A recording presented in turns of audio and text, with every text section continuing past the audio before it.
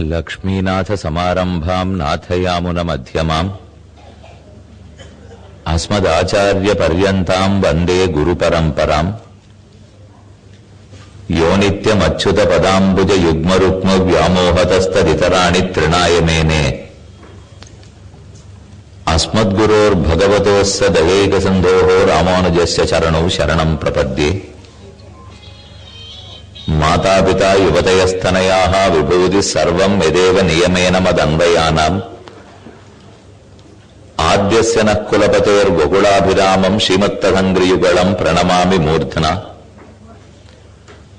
भूतं सरस्य महतात्मय भट्टनाथ श्रीभक्तिसार कुलशेखर योगिवाहान् भक्ताङ्घ्रिरेणु परकाल यतीन्द्र मिश्रान् श्रीमत्पराङ्कुशमुनिं प्रणतोऽस्मि नित्यम्।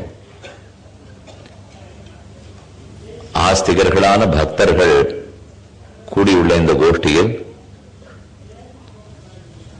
16 சம்ஸ்காரங்கள் என்னும் தலைப்பில் இன்னும் நாளையும் நாளை மறுநாளும் 2 விஷயங்களை விண்ணப்பம் செய்ய வேணும். சபையாருடைய நியமனம், அதன்படிக்கு அடியன் அறிந்த வரையில் பகிர்ந்து கொள்ள விரும்புகிறேன். சம்ஸ்காரங்கள்னால் யோக்கியத்தையை கொடுக்கக்கூடிய செயல். இது எப்படி வேணும்னாலும் நாம் அர்த்தம் பண்ணி கொள்ளலாம். சம்ஸ்கிருதம் ஒரு பாஷைக்கு பெயர்னு நாம் அறிவோம்.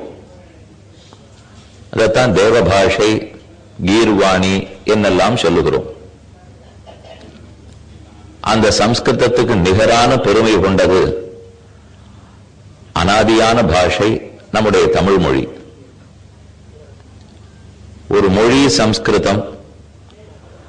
அந்த சப்தத்துக்கு பொருள் பார்த்தாலே கிருதம் செய்யப்பட்டது, சம்ஸ்கிருதம் நன்கு செய்யப்பட்டதுன்னு பொருள் வரும். இப்போ ஒரு காரியத்தை பண்றோம்னாலே அது நன்றாகத்தானே இருக்க வேணும். அதுபோல அந்த பாஷை, அந்த மொழியே ரொம்ப செம்மையான மொழியா இருக்கிறபடியாலும் அதற்குரிய இலக்கணம், அதுல பிறந்திருக்கிற சட்ட திட்டங்கள் எல்லாமே நீதி வழுவாமல் இருக்கிறபடியாலையும் சம்ஸ்கிருதம்னு அந்த மொழிக்கு பெயர். ஆனா இப்ப நாம சம்ஸ்கிருத பாஷையை பத்தி பேசுவதற்கு இங்கு கூடவில்லை. சம்ஸ்காரம் என்று சொன்னால் எந்த ஒரு செயலால் தகுதியற்றிருந்த ஒன்று தகுதி உடையதாக ஆகிறதோ அந்த செயலுக்கு சம்ஸ்காரம் என்று பெயர் கொடுத்தார்கள். இது ரொம்ப சின்ன விஷயத்திலே ஆரம்பித்து மிக உயர்ந்த விஷயம் வரைக்கும் போகக்கூடிய ஒரு சொல். நித்தியப்படி நாம் சமைக்கிறோம். சமைத்த பிற்பாடு பாத்திரங்களை சுத்தி பண்ணி வைக்க வேண்டும். அப்படி பண்ணி வச்சோம்னா தான் மறுநாள் தழுகைக்கு சமையலுக்கு அந்த பாத்திரங்கள் தகுதி படைத்ததாக ஆகும். அதை பற்றி ராமானுஜர் தன்னுடைய ஸ்ரீபாஷ்யத்திலே சாதிக்கிறார். காரியாந்தர யோக்கியதா கரணம் என்று எழுதினார். வேறொரு காரியத்துக்கு தகுதி கொடுக்கக்கூடிய செயல். காரியாந்தரம்னு வேறொரு காரியத்துக்கு தகுதியை கொடுக்கக்கூடிய ஒரு செயல் சம்ஸ்காரம்னு சொல்லப்படுறது. இப்ப பொதுவா பாக்குறச்சே இந்த சொல்லுக்கு என்ன பொருளோ நம்ம புரியாத மயங்குவோம். ஆனா உண்மை, இன்னைக்கு சமைச்சுட்டோம், இதுக்கப்புறம் மத்தியானமோ சாயங்காலமோ நாளைக்கோ சமைக்க வேணும். அப்ப அது வேறு காரியம் தானே. இன்னைக்கு சமைத்தது முடிஞ்சு போச்சு. இன்னைக்கு உணவும் அருந்தியாகிவிட்டது. பாத்திரங்கள் காலி.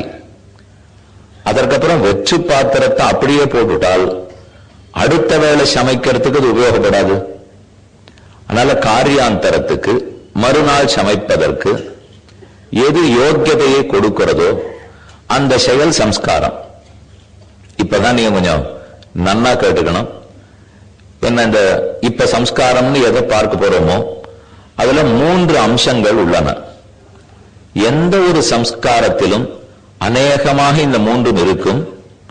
ஒரு சில இடங்கள்ல இந்த 3 இல்லாமல் 1-2 குறைவாகவும் இருக்கலாம். அப்படி குறைஞ்சு போச்சுன்னா என்ன ஆச்சுங்கிறதையும் பார்ப்போம். இப்ப கேட்க போற எல்லாமே நீங்க கண்ணால் எப்போதும் பார்த்திருக்கிறது, பழகி இருக்கிறது. ஆனா அது இந்த மாதிரி யோசிக்கணுங்கிறத நம்ம பூர்வர்கள் கூறியுள்ளார்கள். அதை மட்டும்தான் இப்ப நாம புரிஞ்சுக்க போறோம். செயல்கள் எல்லாம் உங்களுக்கு தெரிஞ்ச செயல், பயன்களும் நமக்கு எல்லாருக்கும் தெரிஞ்ச பயன். ஆனா இந்த செயல் இந்த பயன் இப்படித்தான் கொடுக்கும், இல்லைன்னா கொடுக்காது, குறைப்பயனாக அது முடிந்து விடுங்கிறதான் இப்ப நாம பார்க்க போறோம். புலி சாணி போட்டு சுத்தம் பண்றதுன்னு கேள்விப்பட்டிருக்கீங்களா? அது இப்ப இந்த 3 நாள் என்ன கேட்க போறீங்களோ அதெல்லாம் ரொம்ப பழைய சமாச்சாரம். ஆனா அந்த பழையதுங்கிறது எவ்வளவு உபயோகப்படுறதுங்கிறத பார்த்துனுட்டு இனிமேலும் விடாமல் நாம பண்றதுக்கு முயற்சிக்க வேண்டும்.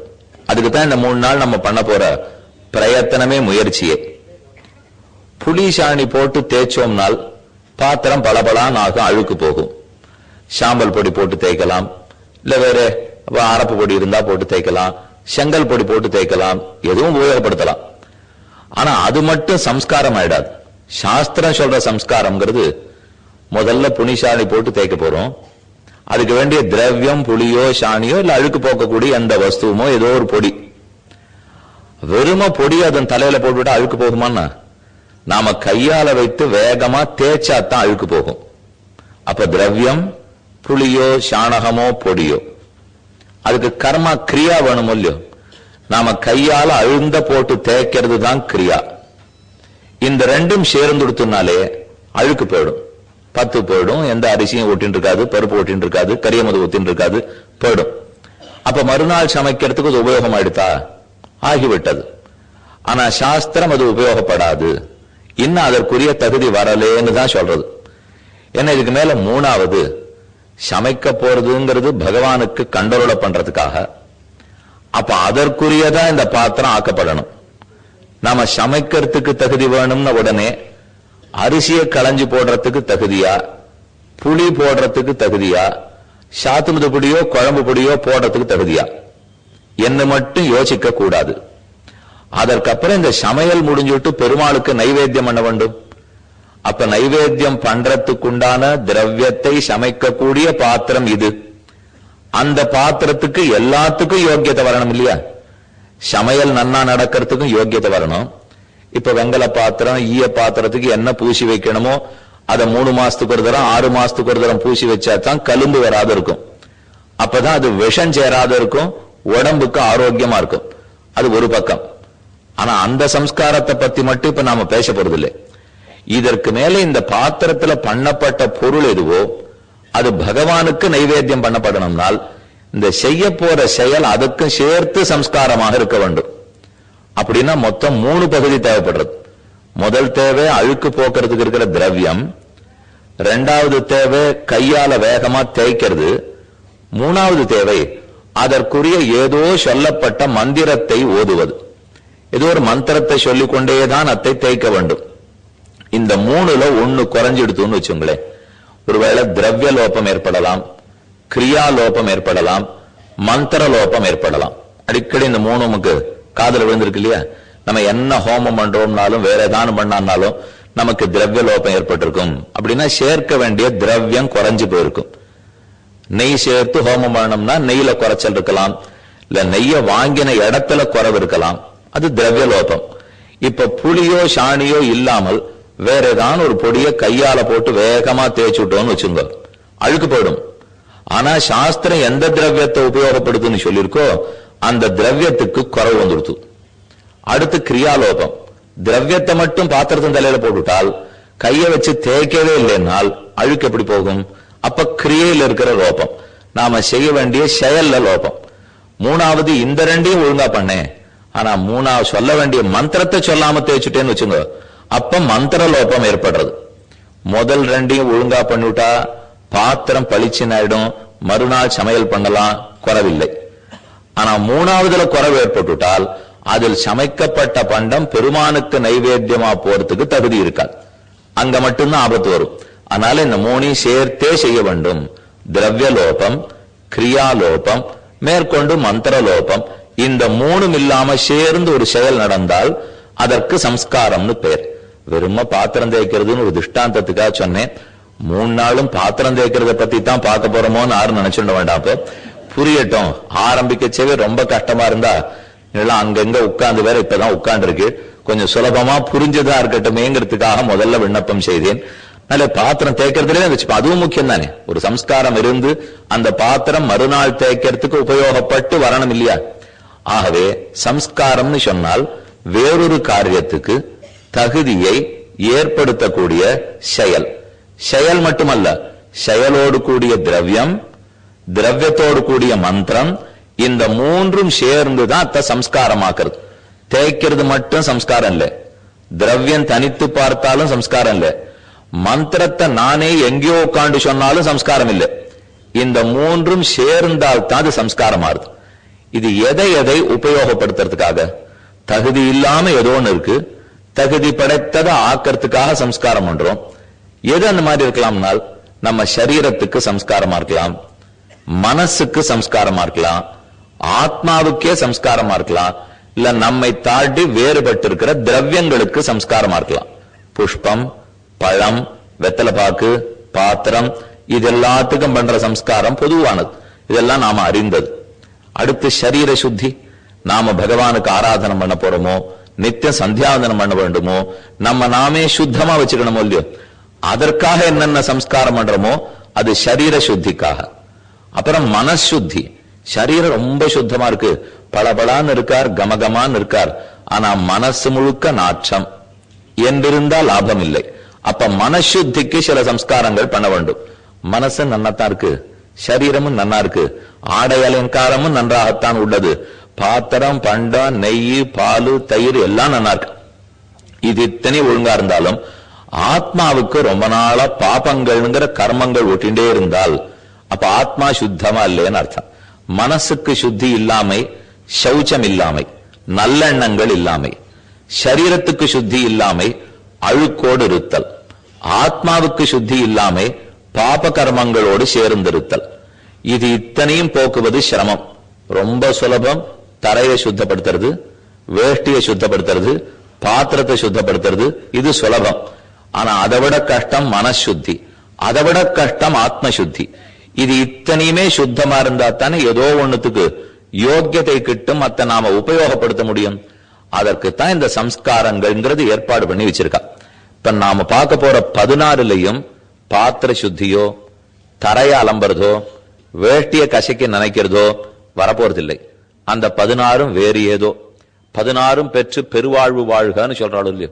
எந்த 16ன்னு இப்படி என் சொல்ல வரல, அந்த 16 வேறு. அது லோகத்துல நமக்கு வேண்டிய எல்லா செல்வங்களையும் பத்தி சொல்றது. ஆனா இப்ப நாம பார்க்க போற 16ங்கிறது நம்ம வாழ்க்கைக்கே முக்கியம். நித்தியப்படி வாழறோம். ஒரு கிரகஸ்தன் வாழ்க்கையை தொடங்கிறதுல இருந்து அவனுடைய கடைசி நாள் வழிக்கும், பிறப்பிலிருந்து இறப்பு வரை 16 சம்ஸ்காரங்கள் அவனுக்கு செய்யப்பட வேண்டும். ஒன்னொன்னுத்துக்கு அவனுக்கு ஏதோ ஒரு தகுதியை சம்பாதித்து கொடுக்கறதுக்காக. ஆனா அது நிறைய இப்ப குறைஞ்சு படுத்து. அதனாலதான் சரி, இத பத்தி ஒரு 3 நாளாவது யோசித்தோம், பேசினோம்னு சொன்னால் இதன் முக்கியத்துவம் எல்லாருக்கும் புரியட்டும். புரிஞ்சு கண்டிப்பா நாம் அதை பண்ண ஆரம்பிப்போம் அப்படின்னு தான் இந்த 3 நாளுடைய லட்சியமே. அதனால இத லட்சியம்னு ஞாபகத்துல வச்சிருந்து ஏதோ விஷயங்களை தெரிஞ்சுட்டு போறோம்ங்கிற ஆசையோடு இல்லாமல் அதை கடைபிடிக்க போகிறோம் என்கிற உண்மையான அன்போட லட்சியத்தோட எல்லாரும் கேட்கணும் அப்படின்னு பிரார்த்திச்சுக்கிறேன். ஆண்களுக்கும் உண்டு, பெண்களுக்கும் உண்டு. 2 பேரும் சேர்ந்துதான் குழந்தை பெறுகிறோம். அந்த குழந்தை பெற ஆரம்பிக்க தொடங்குறதுல இருந்து அதற்குரிய முயற்சி தொடங்குறதுலேருந்து சம்ஸ்காரங்கள் தொடங்குகின்றன.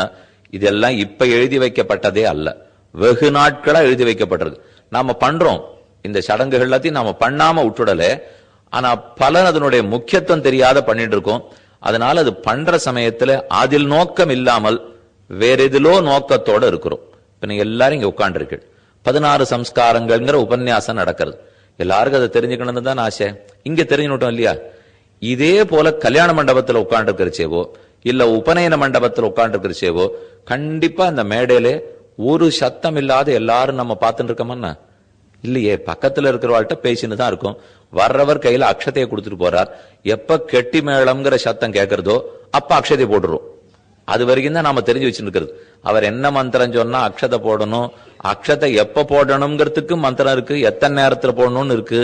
அதை பார்த்து நாம என்ன நினைச்சுக்கணுமோ அதை நினைச்சுட்டு அக்ஷதை போடணுங்கிற அளவுக்கு எல்லாம் நம்ம போறதில்லை. கெட்டிமேளம்ங்கிற வார்த்தை காதுல விழருது, நாம சேர்த்துடுறோம். அது பிள்ளை பேர்ல பொண்ணு பேர்ல போய் விழறதா இல்ல முன்னாடி வரிசையில உட்கார்ந்து இருந்த ஒரு பேர்ல போய் விழறதான்னு கூட தெரியாது. அப்படி பார்த்தா ப்ரஹஸ்பதி சுவாமிக்கு தான் எல்லா ஆசீர்வாதம்.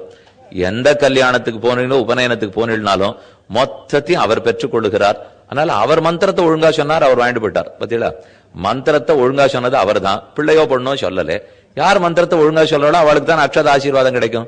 அதனால மொத்தத்தையும் அவரே பெற்றுன்னு போடுவார்.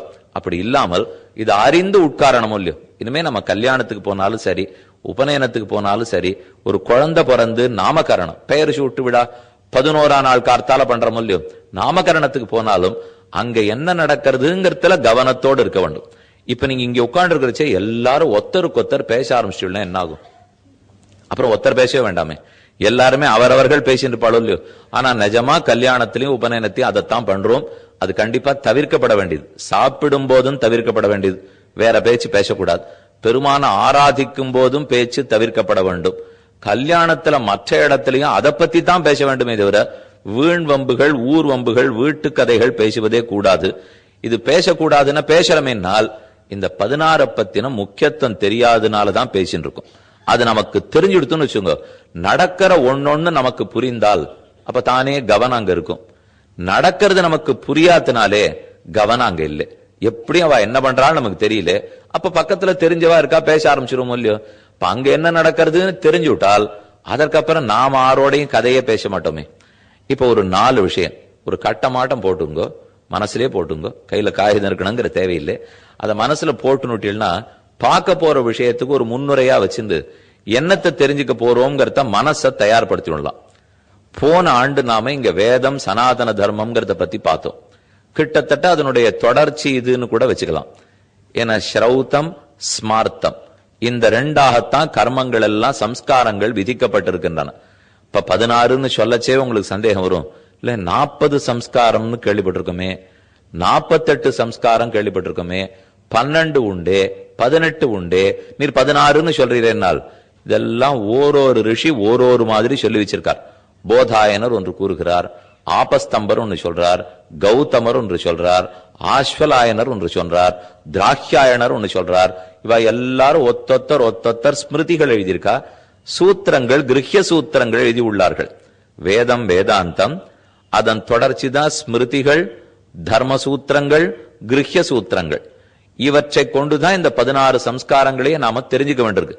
இது ஒத்தொத்தருடைய வீட்டிலையும் செய்ய வேண்டியது. அவனுடைய வர்ணத்தை தகுந்து இதுக்கு மாறுதல் உண்டு. ஆனா எல்லா வர்ணத்தவர்களுக்கும் ஏதோ சில உள்ளன. இன்னென்ன வர்ணத்தவாளுக்கு இன்னென்னது உண்டு, நமக்கு இதெல்லாம் கிடையாதுங்கிறது மட்டும் யாருக்கும் இல்லை. ஏதோ ஒரு விதமான சம்ஸ்காரத்தை எல்லா வர்ணத்தவர்களும் பண்ணியாகணும், எல்லா ஆசிரமத்தவர்களும் பண்ணியாக வேண்டும். அதனால இதுக்கு யாருக்கும் விதிவிலக்கு கிடையாது. 2 சப்தம் ஞாபகம் வச்சுப்போம். திருஷ்டம்னு ஒண்ணு, அதிருஷ்டம்னு ஒண்ணு. திருஷ்டம்னு சொன்னா நம்மால நன்னா பார்க்க முடியறது, கேட்க முடியறது, தொட முடியறது. அதிருஷ்டம்னால் பார்க்க முடியாது, கேட்க முடியாது, தொட முடியாது, நினைக்கலாம். திருஷ்டம் கண்ணால் தரிசனம்னு சொன்னா பார்க்கறது தானே. அப்ப தொடலாம், பார்க்கலாம், கேட்கலாம், முகர்ந்து பார்க்கலாம், சுவைச்சு பார்க்கலாம், இதெல்லாம் திருஷ்டம். இது இத்தனைக்கும் எது உட்படாதோ அது அதிருஷ்டம். ஒன்று காரியம், இன்னொன்னு அதனுடைய பயன். ஒரு செயல் செய்கிறோம், அந்த சடங்கு செயலால நமக்கு ஒரு பயன் ஏற்படுறது. இதை 2 4 ஆக்கிப்போம். திருஷ்டமான செயல், திருஷ்டமான பயன். பயன்ல அதிருஷ்டம், செயல்ல அதிருஷ்டம். அப்ப நாம ஏதோ ஒரு காரியம் பண்றோம், அந்த காரியத்துல கண்ணில் பாக்குறது, தொட முடியறது, நன்னா தெரியறது. அப்படி பிற காரியம்னு சொன்னா திருஷ்ட சம்ஸ்காரம்னு வச்சுக்கலாமா. நாம ஒரு செயல் செய்யறோம், அந்த செயலை பார்க்க முடியறது, தொட முடியறது, முகர முடியறது, சுவைக்க முடியறது, ஏதோ ஒண்ணு முடியறது, நம்ம கண்ணுக்கு எதிர்த்தாப்பிலே நடக்கிறது. அந்த சம்ஸ்காரத்தை திருஷ்ட சம்ஸ்காரம்னு வச்சு விடலாம். அப்படிலாம் ஒண்ணும் பார்க்க முடியல. இப்ப ஜலத்தை எடுத்து நெல்ல தெளிக்கிறோம், தண்ணீர் எடுத்து அப்படி துளி தெளிக்கிறோம். ஒரு புஷ்பத்தை கொண்டு போய் பெருமாளுக்கு சமர்ப்பிக்கணும்னு அர்ச்சகர் இடத்துல கொடுத்தோம். நீங்க பார்த்திருக்கலாம். அப்படி தொடராப்புல சொம்புல இருக்கிற தீர்த்தத்தை அப்படி இடிக்கார், ஒரு 4 துளி இருக்குமான்னு கூட அப்படி தெரியாது நமக்கு. அதை எடுத்து அப்படி தெளிக்கிறார், புரோக்ஷம் பண்ணிட்டு பெருமாளுக்கு கொண்டு போய் சாத்துடுறார். இப்ப நமக்கு சட்டுன்னு தோணும், நிஜமா இந்த புஷ்பத்தை அவர் அலம்பினாரன்னா, நான் கொண்டு போய் எந்த மாம்பழம் கொடுத்தேனோ வாழைப்பழம் கொடுத்தேனோ என்னமோ கிண்டி சொம்புல இருக்கிறது இப்படி தாய்க்கராப்புல பண்ணினார், தீர்த்தம் கையில விழுந்துதான்னு கூட தெரியல, விழுந்திருக்கணும். அதை எடுத்து புரோக்ஷித்தார். புரோக்ஷித்ததற்கு முன்னாடியும் பின்னாடியும் துளியும் அழுக்கு போனதா தெரியல. ஆனா அதுக்கு அடுத்தது பெருமாளுக்கு யோக்கியத்தை வந்துருத்துன்னு சமர்ச்சிட்டாரே. இது போய் ஒரு யோக்கியத்தை பண்ணி கொடுக்குமா? ஒண்ணுமே திருஷ்டமான மாறுதலே தெரியலையே. இந்த இடத்த பெருக்கினா அழுக்கு போகும். அழுக்கு போனா திருஷ்டமான பலனும் தெரியறது இல்லையோ. நான் தொடைப்பத்தை வைத்து பெருக்கினது திருஷ்டமான சம்ஸ்காரம் செயல், அழுக்கு போனது திருஷ்டமான பலம்.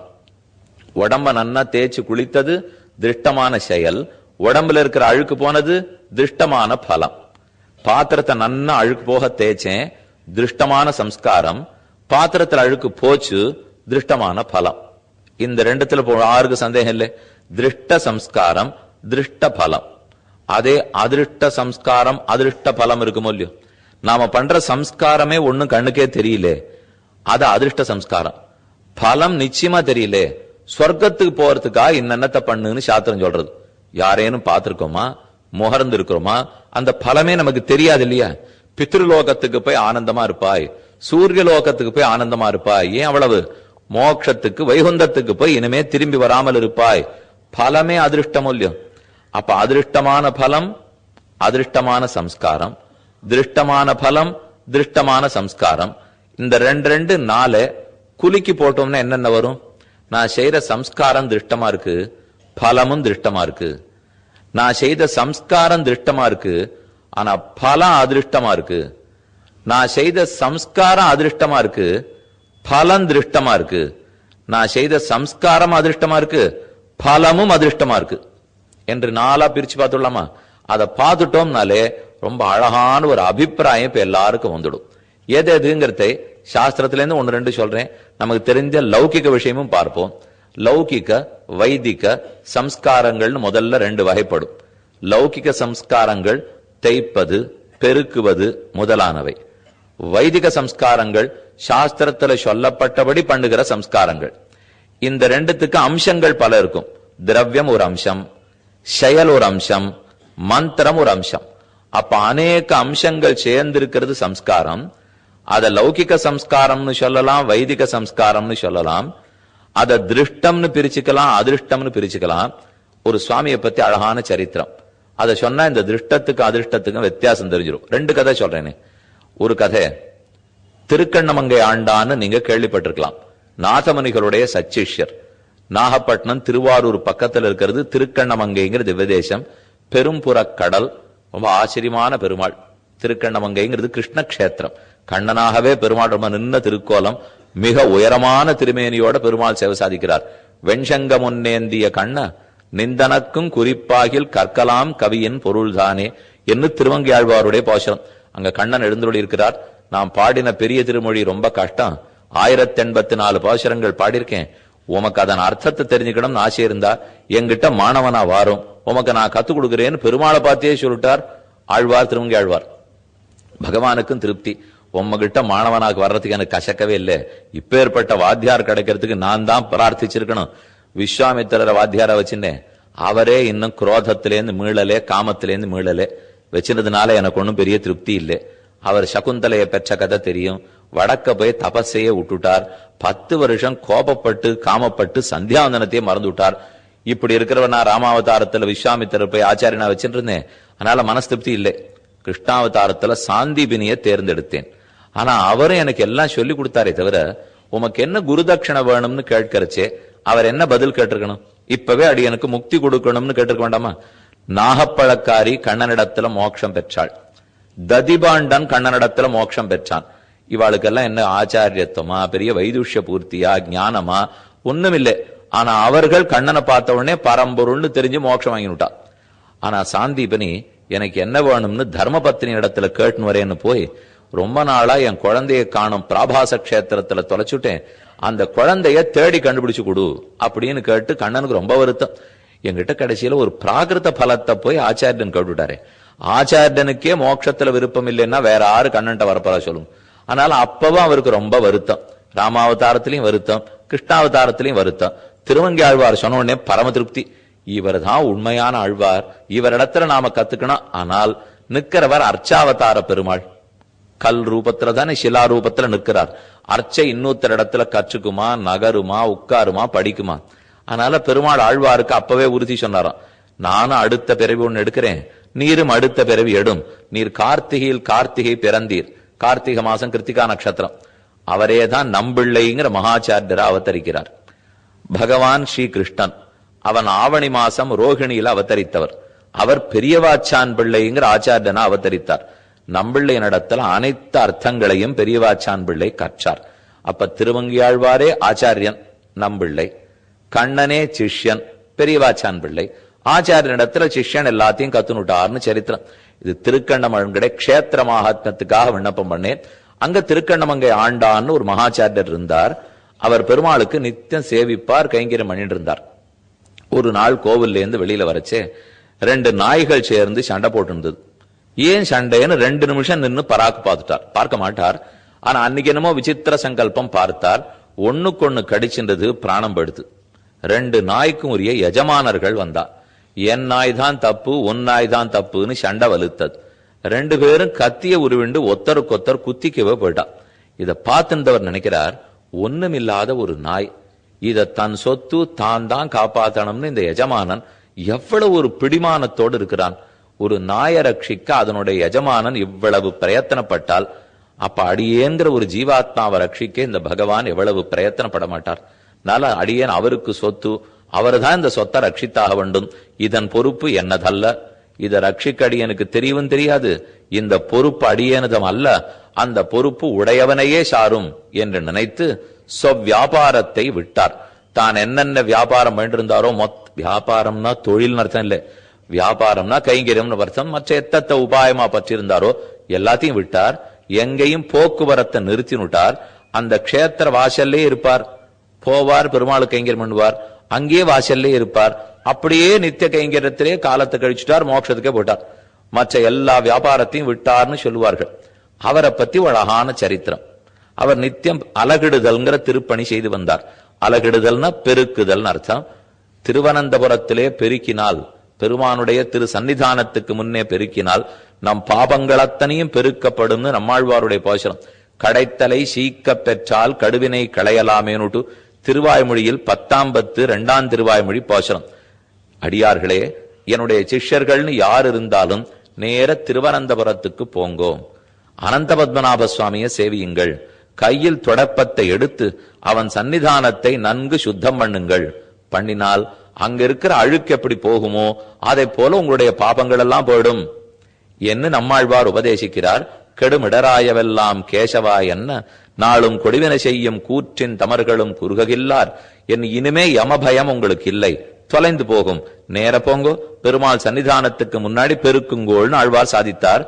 அதையும் அப்படியே ஞாபகத்தில் வச்சுங்கோ. இப்ப சொன்னதெல்லாம் ரொம்ப ஆனந்தமான சரித்திரம் தான். ஆனா அதுல இருந்து அத்தோட நினைச்சே பார்க்க முடியாத ஒரு சம்ஸ்காரத்தை பத்தி நாம புரிஞ்சுக்க போறோம். இப்ப சொல்ல வந்ததெல்லாம் அதற்காக. திருக்கண்ணமங்கை ஆண்டான் தினப்படி பெருக்கின்னு இருக்கார். இது நடந்தது திருக்கண்ணமங்கை க்ஷேத்திர வாசல்லே. ஆரோத்தான் அதை பத்தி பெருசா தெரியாதவன், வேணும்னு அவரை குறை காணணுங்கிறதுக்காக தினப்படி இங்க பெருக்கின்றே இருக்கிறே, இதனால உனக்கு என்ன கிடைக்க போறது? இப்போ இந்த கேள்வி கேட்டதுக்கு உள்ளர்த்தம் என்னன்னு முதல்ல புரிஞ்சுங்க. அவனுக்கு பகவானுக்கு கைங்கரியம் பண்ணிட்டு இருக்கணும், அப்படியே பெருமான் ஆனந்தப்பட்டு மோட்சம் கொடுத்துருவார்னு அவன் நம்ப தயாரா இல்லை. தேவரீரே உபாயம், உன் திருவடிகளே சரணம், நீ எனக்கு மோட்சம் கொடுத்துடணும்னு பிரார்த்திச்ச உடனே பெருமான் உள்ளம் கலிந்து இரக்கத்தோடு முக்தி கொடுப்பாருங்கிறதான உண்மை. ஆனா இதை அவன் ஏத்துக்கிறதா இல்லை. அதனால வேணும்னு குத்தலா கேட்கறாம இதை பெருக்கின்றே இருக்கிறே, இதனால உனக்கு என்ன லாபம்? இப்போ அவர் என்ன பதில் சொல்லி இருக்கணும்? நான் பெருக்கின்ற இருக்கேன், பகவத் கைங்கரியத்தில் ஈடுபட்டிருக்கேன், பெருமானை பற்றி விட்டேன், அவர் கண்டிப்பா மோட்சம் கொடுத்துருவார், அதுதான் லாபம் என்று அவர் பதில் சொல்லியிருக்கணும் இல்லையோ? ஆனா அந்த சுவாமி யோசித்து பார்த்து கணக்கு போட்டார். கேட்கிறவன் இந்த லாபத்தை புரிஞ்சுக்கிறவன் கேட்கறானா, இல்ல அந்த லாபமே புரியாதவன் கேட்கறானா? என்ன சட்டுன்னு இப்ப மோட்சம் தான் எனக்கு பலம்னு சொல்லிட்டாருனால் அவன் அடுத்தது என்ன கேட்பான்? போய் பார்த்துட்டு வந்திருக்கீரா, யாருக்கானு கிடைச்சிருக்கா, பெருக்கினா மோட்சம் கிடைக்குமா? அடுத்து இந்த 3 வார்த்தை அவன் கேட்டுருவணும் இல்லையோ? இது இவங்கிட்ட வேண்டவே வேண்டாம். முதல்ல இவன் உயரவே இல்லை, இவன் மனசுக்கு புரியவே போறது இல்லை. புரியாதவனுக்கு உயர்ந்த அர்த்தங்களை சொல்லக்கூடாது. புரிஞ்சவாளுக்கு புரியக்கூடியதை தான் சொல்லணும். ஒரு உயர்ந்த விஷயம் அவளுக்கு புரியாதா, அப்ப பேசாம இருப்பதுதான் நலத்தை கொடுக்கும். அதனால அந்த சுவாமி வாய திறக்கல. ஆனா அவர் ஒரு பதில் சொன்னார். பெருக்கின இடத்தையும் பாரு, பெருக்காத இடத்தையும் பாரு, இந்த இடத்த நான் பெருக்கியிருக்கேன், அந்த இடத்த நான் பெருக்கல, பார்த்தா வித்தியாசம் தெரியல. வந்தவன் கூர்ந்து பார்த்தான், அங்க அழுக்கு போல, இங்க அழுக்கு போயிருந்தது, இதுதான் பயன் அந்த சுவாமி சொல்லிட்டார். அவன் என்ன எதிர்பார்த்து கேட்டான், இவர் ஒரு அதிருஷ்டமான பயனை சொல்ல போறான்னு நினைச்சு நம்ம கேட்டான். ஆனா இவர் ஒரு திருஷ்டமான பயனை கண்ட. சம்ஸ்காரம் நாம பண்ணது பெருக்கிறதுங்கிற சம்ஸ்காரம். அந்த சம்ஸ்காரத்துக்கு அந்த சுவாமி என்ன நினைச்சிட்டு இருக்கார், அதிருஷ்ட பலம்ங்கிற மோட்சம். ஆனா வந்தவனுக்கு என்ன பதில் சொல்லிட்டார், திருஷ்ட பலம்ங்கிற அழுக்கு போறது. இதுல இருந்தே ஒரு சம்ஸ்காரத்துக்கு திருஷ்ட பலமும் இருக்கலாம், அதிருஷ்ட பலமும் இருக்கலாம்ங்கிறத புரிந்து கொள்ள வேண்டும். நாம பண்ற சம்ஸ்காரம் இப்ப திருஷ்டம், அதிருஷ்ட சம்ஸ்காரத்தை பத்தி படியும் சொல்லவே இல்லை. பேசினுக்கிறது திருஷ்ட சம்ஸ்காரம். செய்யக்கூடிய செயல்ங்கிறது பெருக்குதல். தொடப்பமும் கண்ணுக்கு தெரியறது, கையும் கண்ணுக்கு தெரியறது, பெருக்கிறதும் கண்ணுக்கு தெரியறது, பலமும் கண்ணுக்கு தெரியறது. ஏன்னா அழுக்கு போயிருக்கோம் இல்லையோ. அப்ப செய்தது திருஷ்டமான சம்ஸ்காரம், அழுக்கு போச்சு திருஷ்டமான பலம். இது உலகத்துல எல்லாருமே ஒத்துப்பா. குளிச்சோம்னா திருஷ்ட சம்ஸ்காரம், உடம்புல அழுக்கு போச்சுன்னா திருஷ்டமான பலம். இதுல இருந்து நம்ம யாருமே மாறமாட்டோம். மாறினால் பக்கத்துல இருக்கிறவா உட்கார முடியாது, அதனால நிச்சயமா மாற மாட்டோம். ஆனா எதிரேந்து மாறிடுவோம்னால் பலம் எப்ப அதிருஷ்டமா போறதோ அதற்குரிய சம்ஸ்காரத்தை பண்ணுவதற்கு மனிதனுடைய புத்தி இணங்காது. பலம் திருஷ்டமாக இருக்குமானால் எத்த செய்ய சொன்னாலும் சரின்னு ஒத்துனுடுவோம். ஆனா பலம் அதிருஷ்டமா போச்சுன்னு வச்சுங்க, அப்ப எனக்கு கண்ணுக்கு தெரியாத பலத்துக்கு நான் எதுக்கு இந்த சம்ஸ்காரம் பண்ணணும்? தெரிஞ்ச சம்ஸ்காரத்தை சொல்லும், தெரியாத பலத்துக்கு இருக்கிறதுக்கு நான் பண்றதா இல்லைன்னுவா. ஆனால் உண்மையில் அதை விட நாற்றம் எடுக்கும்ங்கிறத புரிஞ்சுக்காத போட்டோம். குளிக்காத போனா எவ்வளவு நாற்றம் எடுக்குமோ, சம்ஸ்காரம் இல்லாமல் இருந்து மோட்சத்துக்கே முயற்சிக்காமல் இருந்தால் அதை விட இன்னும் நாருங்கிறது நமக்கு தெரியல. ஏன் தெரியலன்னா திருஷ்டமா இருக்கல. இது ஒரு கதை. இப்ப பாத்தீங்களா, இதே போல இன்னொரு கதை விண்ணப்பம் பண்றேன். ஒரு பல சுவாமிகள் சேர்ந்து பல பேர் பக்தர்கள் தெற்கு நோக்கி பிரயாணமா போறா. திருப்புல்லானில போய் பெருமாளை சேவிக்கணும், மதுரையில போய் கூடலழக கள்ளழக பெருமாளை சேவிக்கணும், சேவிச்சுட்டு ஆழ்வார் திருநகரிக்கு போய் ஆழ்வார சேவிச்சுட்டு வரணும் எண்ணத்தோட யாத்திரையா கிளம்பிட்டா. மதுரை பட்டணத்துக்கு வந்து சேர்றார்கள். ஒரு பரமபக்தர், அவருடைய தர்மபத்னி, அவ ரெண்டு பேருடைய வீட்டுக்கு போய் தங்கறா. அந்த பக்தர் நிலபலம்லாம் வச்சுட்டு இருக்கிற நிலச்சுவாந்தார், பெரிய முதலாளி தான். அவர் நிறைய விதக்கோட்டை நெல்லு சேர்த்து வச்சிருக்கார். அறுவடை ஆயிடுத்து, வேண்டிய சாப்பாட்டுக்கு வேண்டிய நெல்லை எடுத்துனுட்டார். பாக்கி 10ல் 1 மடங்கு விதைக்கணும் இல்லையோ, திரும்ப அடுத்த சாகுபடிக்கு விதைக்கணுமே, விதக்கோட்டை நெல்லை எடுத்து வச்சிருக்கார். அதுவும் நெல்லு தான், ஆனா விதைக்கிறதுக்கு பயன்பட வேண்டிய நெல். அவர் வீட்டுல இல்ல, வெளியில போயிருக்கார். பல சிவைஷ்ணவர்கள் பக்தர்கள் வந்துட்டா. அவ எல்லாருக்கும் ஆதித்யம், அதிதிகளா வந்திருக்கா, விருந்தோம்பல் படைத்தாக வேண்டும். இருந்தது விதக்கோட்டை நெல்லு மட்டும்தான்.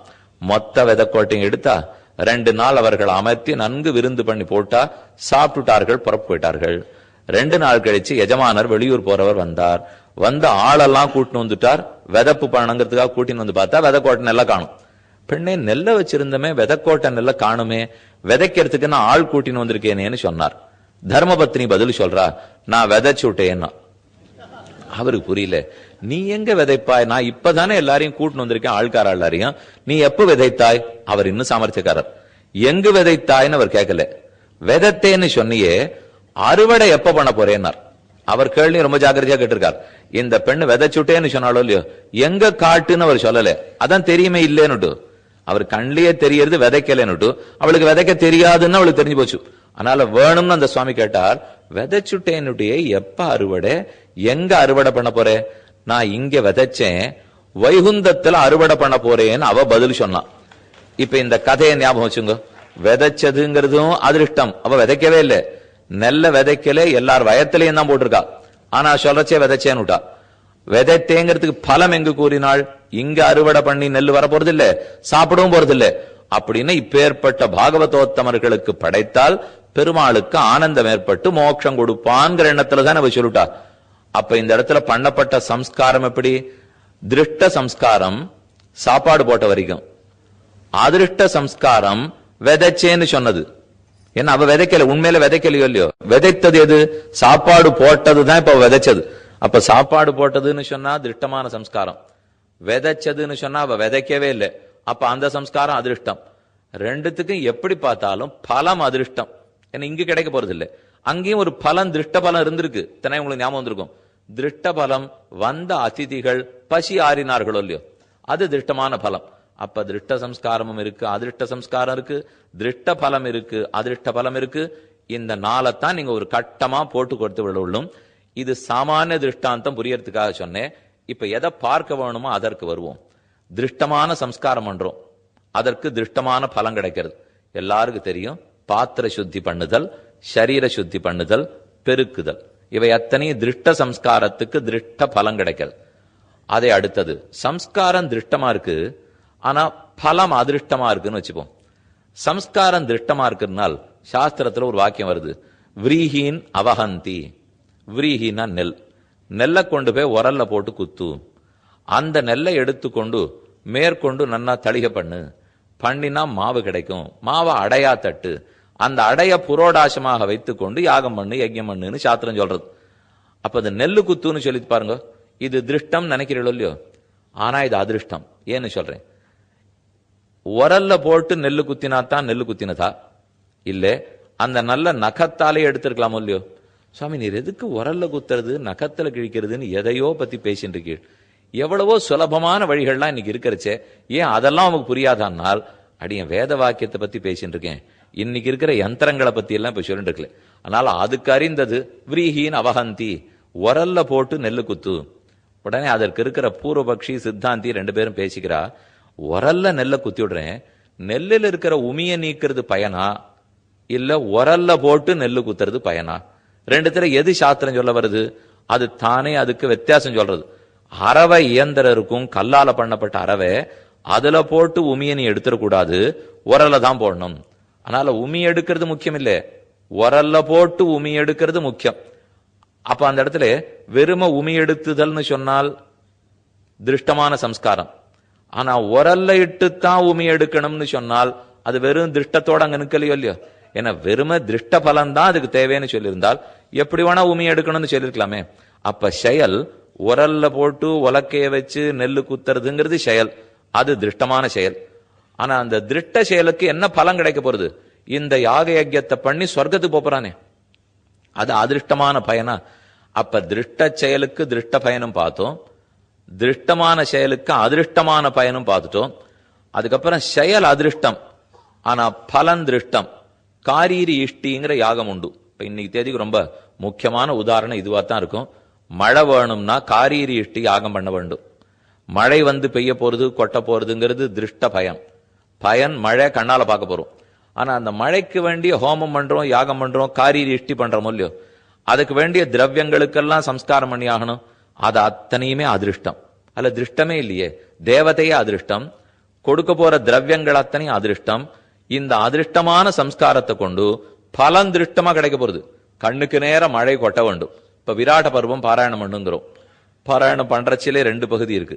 புஸ்தகத்தை வச்சுன்னு விராட்ட பருவம் படிக்கிறதோ, ஆழிமழைய கண்ணா பாசுரத்தை சேவா காலம் பண்றதோ, இதெல்லாம் நேர கண்ணுக்கு தெரியறாப்புல இருக்கும். ஆனா உண்மையிலேயே வெறுமை இதனால எந்த தேவத்தை பிரீத்தி அடைய போறாரோ அவரை கண்ணால பார்த்திருக்கோமா? பார்த்ததில்லை. அப்ப அது அதிருஷ்டம், அந்த பகுதி அதுல அதிருஷ்டமாயிடுறது. ஆனா புத்தகத்தை வைத்துக் கொண்டு படிக்கிறதுங்கிறது திருஷ்டமாறுது. இப்படி ஒண்ணுக்கொண்ணு இந்த திருஷ்டமும் அதிருஷ்டமும் கூடி கூடியே தான் இருக்கு. இப்ப கடைசிக்கு வருவோம். திருஷ்டத்துக்கு திருஷ்டம் பார்த்துட்டோம், திருஷ்டத்துக்கு அதிருஷ்டமும் பார்த்துட்டோம். அதிருஷ்டமான செயல் காரீரி இஷ்டி தேவத்தை அதிருஷ்டம், ஆனா திருஷ்டமான பயன் மழை கொட்டுவது. இப்ப கடைசி செயலும் அதிருஷ்டம், பலமும் அதிருஷ்டம். இதுதான் நிஜமான அதிருஷ்டம். இப்போ என்ன பண்ண வேண்டிய சம்ஸ்காரமும் அதிருஷ்டமா இருக்கணும், கிடைக்க போற பலமும் அதிருஷ்டமா இருக்கணும்னால் எல்லா யாகத்துக்கும் இது ஒண்ணு சொல்லும், புரோக்ஷணம். எது எடுத்தாலும் தீர்த்தத்தை எடுத்துக்கொண்டு புரோக்ஷி, புரோக்ஷித்த பிற்பாடு அந்த நெல்லை வைத்துக்கொண்டு பண்ணுன்னு சொல்லும். புரோக்ஷணத்துக்கு முன்னாடியும் பின்னாடியும் எந்த அழுக்கும் போறதில்லை. இப்ப உண்மையா நம்ம அரிசி களைஞ்சு சாதம் உலமதி வச்சு கொதிக்க வைக்கிற மொழியோ இதெல்லாம் முன்னாடி கண்டிப்பா பண்ணியானும். ஏன்னா நிஜமா கல் இருந்தது, நிஜமா உமி இருந்தது. அதனால முதல் தரம் போட்டு களைஞ்சா பெரிய கல்லெல்லாம் போகும், ரெண்டாம் தரம் ஜலத்தை குத்தி களைஞ்சோம்னா சின்ன சின்ன அழுக்கெல்லாம் போகும். பாரு அதெல்லாம் பண்றது இல்லையே. அழுக்கு அரிசி இரண்டும் சேர்த்து பாத்திரத்துக்குள் போடப்படுகிறது. அதை நம்ம திருகி விட்டுட்டோம்னா எல்லாம் சேர்ந்து கொதிக்கிறது, எல்லாம் சேர்ந்து முடிஞ்சு போடுறதுன்னு வச்சுங்க. ஆனா அந்த நாள்ல இப்ப அரிசியை தனியா ரெண்டு தரம் களைஞ்சுன்னு இருந்தோம். களைஞ்சு அழுக்கு போறது தெரியாது, அதை போல அரிசியை களைஞ்சு அழுக்கு போறது புரியுது. ஆனா சாஸ்திரம் அதெல்லாம் சொல்லல. இப்போ தீர்த்தத்தை தொட்டுக்கோ விரீஹீன் புரோக்ஷதி, இதை புரோக்ஷணம் பண்ணுனால் ஒன்னும் வித்தியாசமே இருக்காது. நிஜமா தான் அழுக்கு போட போறதா? அதுக்கு தான் கீழே அர்ச்சக சுவாமி பண்றதை சொன்னேன். நாம மாம்பழத்தை கொண்டு போய் கொடுத்தால் அதை என்ன நிஜமா அலம்பராரா ஏதானும் ஜலம் கொட்டி அப்படிலாம் இல்லை, தீர்த்தத்தை இப்படி இடுக்கி அது அது தொடர வேகத்துல அந்த தீர்த்தம் கையில பட்டுதா இல்லையான்னு கூட தெரியாது. அந்த வேகத்துல தீர்த்தத்தோட அப்படின்னு காட்ட போறார், பெருமாள் கண்ட்ரோல் பண்ணிடுறார். அப்ப அந்த புரோக்ஷணமே அதிருஷ்டம். அவர் செய்த செயலால் நிஜத்தில் எந்த அழுக்கும் போகவும் இல்லை, செயலும் ஒன்னும் கண்ணுக்கு நேரம் இல்லவும் இல்லை. அது அதிருஷ்டம். அதற்கு பலமும் அதிருஷ்டம். என்ன பண்ண போறதுனால பிரீத்தி அடைய போறது யார்? மாம்பழத்தை சாப்பிட்டுட்டு பகவான் பிரீத்தி அடையணும். அடி என் விரீகிய நன்னா நெல்ல புரோக்ஷிச்சுட்டு யாகம் பண்ணத்தினால சொர்க்கம் கிடைக்கணும். அதுவும் அதிருஷ்டம். அப்ப பலமும் அதிருஷ்டம், சம்ஸ்காரமும் அதிருஷ்டம். இந்த நாளுக்குள்ள உங்க மனசுக்கு எதுல நல்ல நம்பிக்கை வருது? நிஜமான நம்பிக்கை, திருஷ்டமா சம்ஸ்காரம் பண்ணி திருஷ்டமா பலம் கிடைச்சுட்டால் எல்லாரும் ஒத்துணுடுவோம். அடுத்து சம்ஸ்காரமாவது திருஷ்டமா இருக்கணும். அதுக்கு மேல பலன் அதிருஷ்டமா இருந்தா கூட தேவலே. ஆனா அதுல கொஞ்சம் தான் எல்லாருக்கும் புத்தி போகும். சம்ஸ்காரமே அதிருஷ்டம், பலமும் அதிருஷ்டம் அப்படின்னு யாருக்கும் சுலபத்துல நம்பிக்கை வராது. சம்ஸ்காரம் அதிருஷ்டம், ஆனா பலன் திருஷ்டம்னா ஒரு தரமானும் பண்ணி பார்க்குமே. ஒருவேளை மழை வந்துடுத்துனால் அப்படிங்கிறதுக்காக பண்ணாலும் பண்ணலாம். மழை வந்துடுமோங்கிற நம்பிக்கையில பண்ணி பாப்பா. ஒரு தரம் பண்ணுவா, 2 தரம் பண்ணுவா, 3 தரம் பண்ணுவா, வரலையே அப்படின்னு விட்டால் அப்போ ஓஹோ இந்த சம்ஸ்காரங்கள் எல்லாம் வீண். பத்தியெல்லாம் காரியரி இஷ்டி பண்ணா மழை வரலேன்னுவாள். அப்ப நாம சீர்தூக்கி பார்க்க வேண்டியது திரவியலோபம் இல்லையா, கிரியாலோபம் இல்லையா, மந்திரலோபம் இல்லையான்னு யோசித்து பார்க்கணுமோ இல்லையோ. ஒரு தரம் பரீட்சை எழுதினார், ஒன்னும் சரியா வரல, 95 வரும்னா 25 வந்தது. சரின்னு அடுத்த தரம் போய் பரீட்சை எழுதினார், 35 வந்தது. அடுத்த தரம் எழுதினார், 55 வந்தது. அப்ப கேட்கறச்சே நன்னத்தனை படிச்சேன், நன்னத்தனை எழுதினேன், ஆகவே பரீட்சை என்பதே வீண், பள்ளிக்கூடம் என்பதே வீண்னு யாருமே சொல்றதில்லை. எத்தனை தரையா இருந்தாலும் நான் சரியா படிச்சிருக்க மாட்டேன், நீ ஒழுங்கா பரீட்சை எழுதிருக்க மாட்டேன், படிக்கச்சே ஒழுங்கா படிச்சிருந்தாலும் எழுதச்சே மறந்து போயிருக்கும், இத்தனையும் சொல்றோம் இல்லையோ. ஆனா காரியரி இஷ்டி பண்ணி மழை வரலன்னா மட்டும் இதை போல எந்த ஆராய்ச்சியும் போக மாட்டோம். வேதம் வீணா சொல்லியிருக்கு, இந்த சம்ஸ்காரத்தினால எல்லாம் ஒன்னும் பலமே கிடையாது, இது இப்ப எதுக்காக பண்ணணும் அடுத்த நிமிஷம் முடிக்கு வரோம் இல்லையோ. அதே போல பரீட்சையில ஒழுங்கா நமக்கு மதிப்பெண் வராட்டால் ஆகவே பரீட்சையை வீண் என்று அடுத்த தடவை மதிப்படுறதே இல்லை. அப்ப மட்டும் 18 தடவை யாரோ படையெடுத்தான்வளே, அத போல எத்தனை தரம் படையெடுக்கணுமோ திரும்ப திரும்ப பரீட்சை எழுதி பார்த்துட்டே இருப்போம். ஆனா சம்ஸ்காரம்னு வரச்சே மட்டும் ஒரு தரம் பண்ணி மழை வரலைன்னால் தப்பு எங்கிட்ட இருக்குமாங்கிறத பத்தியே யோசிக்காமல் சாஸ்திரம் சொன்னது போயின்னு சட்டுன்னு மனசுல தோணிப்படுறது. ஏன்னா இது மொத்தமே அதிருஷ்டத்தை அடிப்படையாக கொண்டது. கண்ணால் பார்க்கிறத மட்டும் வைத்துக் கொண்டு சம்ஸ்காரத்தை புரிந்து கொள்ள முடியாது. உபநயனம் போன்றதுனாலே இந்த குறுக்க பூணூல் போன்றிருக்கேன், என்ன சுவாமி முன்னாடியும் பின்னாடி ஒரு வித்தியாசமும் தெரியல. 7 வயசாச்சு பிள்ளைக்குங்கிறதுக்காக ஒரே ஒரு வித்தியாசம், 2 லட்சம் ரூபாய் செலவழிஞ்சது. அதுக்கு முன்னாடி அது இல்ல, உபநயனம் பண்ணி முடிச்சோம் பிள்ளைக்கு, அதனால செலவு. பொண்ணு கல்யாணம் பண்ணியாச்சு. இப்ப கல்யாணம் பண்ணிருந்தா கோவில்ல போய் பேசாம ஒரு திருமங்கலி தாரணம் மட்டும் பண்ண சொல்லியிருந்தா என்ன, இப்போ மாலை மாத்திண்டா போறாதா? இவ்வளவு பெரிய சடங்குகள் இத்தனை மந்திரோக்தமா பண்ண வேண்டுமா? வேண்டாமே, இதெல்லாம் செலவு தானே. வைதிக செலவுன்னு இப்ப எல்லாரும் எவ்வளவு பயப்படா தெரியுமோ. நிஜத்துல அது பெரிய செலவே இல்லை. அதுக்கப்புறம் சாப்பாட்டு செலவு 5 லட்சம், மண்டபத்துக்கு செலவு 5 லட்சம், அது வாத்தியம் கச்சேரி ஜானுவாசம் வண்டி செலவு 2 லட்சம், எல்லாருக்கும் ஜவுளி வாங்கினது 2 லட்சம், கடைசியில வைதிக செலவு 30,000 40,000 இருக்கும். அதை என்னமோ இப்படி வாங்கிவிட்டாலே அப்படி வாங்கிவிட்டாலேன்னா அது ஒண்ணுதான் நிக்க போறது. இது இத்தனையும் மண்டபத்தை காலி பண்ணச்சே போயிடும், சாப்பிட்ட சாப்பாடு அப்பவே போயிடும், வண்டியில போயிட்டு வந்தது அப்பவே போயிடும். அவ எல்லாரும் உடனே நின்று பாப்பாருங்க, எங்களுக்கு கொடுத்துறீங்களா, நாங்க கிளம்புறோம், எங்களுக்கு கொடுத்துறீங்களா. எல்லாரும் இன்னைக்கு 2.5 நாள் 3 நாள்லாம் மண்டபத்துல இருக்கிறதே இல்லை. இருக்கிறதே முத நாள் மத்தியானம் வந்துட்டு மறுநாள் காத்தால 10 மணிக்கு காலி பண்ணிட்டு போயிடுறா. அதுக்குள்ள எல்லாரும் அவரவர்கள் தாங்க வாங்க வேண்டிய பணத்தையும் வாங்கிட்டு போயிடுறா. ஆனா பிரகஸ்பதி சம்பாவனைக்கு மட்டும் ரொம்ப சுணங்குவோம். ஏன்னா அது ஒன்று மட்டும் அதிருஷ்டமா நிக்க போறது இல்லையோ. சாப்பாடு போட்டா அதிருஷ்டமா இருந்தது, வண்டியில ஊர்வலம் போனா அதிருஷ்டமா இருந்தது, வாத்தியம் வாசிச்சா அதிருஷ்டமா இருந்தது, இதெல்லாம் அதிருஷ்டம். கல்யாணத்துக்கு தேங்காய் பை போட்டு கொடுத்தா அதிருஷ்டமா இருந்தது. வாத்தியார் சொன்ன மந்திரம் எங்க இருக்குன்னே தெரியலையென்னால் அது ஒண்ணுதான் இனிமே இவன் வாழ போற காலம் முழுக்க வரவே போறது. ஆனா அந்த அதிருஷ்ட மந்திரத்துல நமக்கு நம்பிக்கை வரலையோ இல்லையோ. வரலைன்னால் 16 சம்ஸ்காரங்கள் ஏன்னு தெரியல. அதோட மட்டும் இல்ல, விவாக மந்திரத்துல நம்பிக்கை வரணும்னால் பிறந்த நாள்ல இருந்தே அந்தந்த சம்ஸ்காரம் பண்ணப்பட்டபடிக்கு இவனோ இவளோ பிறந்திருக்கணும். அப்படி பிறந்திருந்தா தானே அதுல நம்பிக்கையே வரும். சம்ஸ்காரத்துல நம்பிக்கையோட ஒருத்தன் வாழணும்னால் பூர்வ ஜென்மத்துல அந்த நம்பிக்கை இருந்து வந்திருக்கணும். அதனால இப்ப முக்கியமான பொறுப்பு அப்பா அம்மாவுக்கு தான். ஏன்னா குழந்தை காலத்தில இருந்து பண்ண வேண்டிய சம்ஸ்காரங்களை பண்ணிவிட்டால் அதற்கப்புறம் வயசான போது அவனுக்கோ அவளுக்கோ நம்பிக்கை வந்து மந்திரத்தை சொல்லுவார்கள். நாம கல்யாண சமயத்துல பிள்ளையும் பொண்ணும் மந்திரம் சொல்லலேன்னு மட்டும் குத்தம் சொல்றோமே தவிர அது சொல்லாத தன்மை அவங்கிட்ட ஏன் ஆச்சு? நான் கர்ப்பாதானத்திலேருந்து ஒழுங்கா மந்திரம் சொல்லாததுனால தானே. நாம மந்திரத்தை ஒழுங்கா சொல்லியிருந்தோம்னா நாம கொடுத்திருக்கிற பிள்ளைய அதை ஒழுங்கா சொல்லுவா. சுவாமி நான் ஒழுங்காத்தான் சொன்னேன், ஆனா அதுக்கு மேல உன் சொல்லலையா, அது அடுத்த பட்சம். இப்போ அப்ப அந்த ஜீவ சுவாதந்திரம் கர்மங்கள் எதையோ தடுக்கிறதுன்னு அர்த்தம். ஆனா அந்த தடுப்புக்கு ரெண்டாம் பட்சம் போகும். முதல்ல நாம செய்ய வேண்டியத ஒழுங்கா செய்யணும் இல்லையோ. அப்ப சம்ஸ்காரங்கள் தேவை. சம்ஸ்காரத்தினால பலமும் நன்குதான் கிட்டும். இது எல்லாத்தையும் வெறும் அதிருஷ்டம்னு ஒதுக்கி விடுறதுக்கு முடியாது. செய்யறோம், என்னென்ன முதல்ல இருந்து சம்ஸ்காரங்களோ எல்லாத்தையுமே செய்யறோம். ஆனா எங்களுக்கு ஒரு சந்தேகம், நீ சொல்ல போற சம்ஸ்காரத்துக்குள்ள ஒன்றை பத்தி எங்களுக்கு சந்தேகம். ஆறான் இப்ப கர்ப்பாதானம் மந்திரம் சொல்லி அதற்குன்னு அமர்த்த வேண்டிய இடத்துல அமர்த்தி செய்யறாளா? பும்சவனம் பண்ணணும்னு சொன்னீரே, சீமந்தோன்னயனம் பண்ணணும்னால் பும்சவனம்னா என்ன? எல்லாரும் பும்சவன சீமந்தோன்னயனம், சீமந்தம் வச்சிருக்கோம் 6ஆம் மாசம் 8ஆம் மாசம் 7ஆம் மாசம் ஏதோ கணக்கு சொல்றோம், சீமந்தம் பண்ணிடுவோம். சீமந்தத்துக்கு புடவை வாங்கினது, மூக்கு பிழிஞ்சது, வகுடு வைத்தது, இதெல்லாம் சரியா ஞாபகம் இருக்கும். எதற்கு சீமந்தம்? சீமந்தோன்னயனம்னு சொன்னா வகுடு பிரித்தல் அர்த்தம். பும்சவனம்னு சொன்னால் புமான் பிள்ளை புத்திரன், சவனம் அவனுடைய பிரசவம் சீக்கிரமாக நடக்க வேணும் அப்படிங்கிறதுக்காக பண்ணப்படுற சடங்கு. இது 2வது மாசத்துல இருந்து 8வது மாசம் வரைக்கும் எப்போது வேணும்னாலும் பும்சவனம் பண்ணலாம். பும்சவனம் தனி, சீமந்தம் தனி. நமக்கு திரவியலோபத்தினால அதையும் ஒன்னாக்கிட்டோம். பும்சவனத்துக்கு தனியா பத்திரிகை அடிச்சு பண்ணணும், சீமந்தத்துக்கு தனியா பத்திரிகை அடிச்சு பண்ணணும். அது முதல்ல நாளுக்கு மெனக்கட தயாரா இல்ல. மேற்கொண்டு இந்த ஆத்துல இருப்போமா அந்த வீட்டுல இருப்போமா எந்த ஹத்துல இருப்போம்ங்கிறது தெரியல. அதனாலையும் ஓரிடமா வச்சுனுட்டா.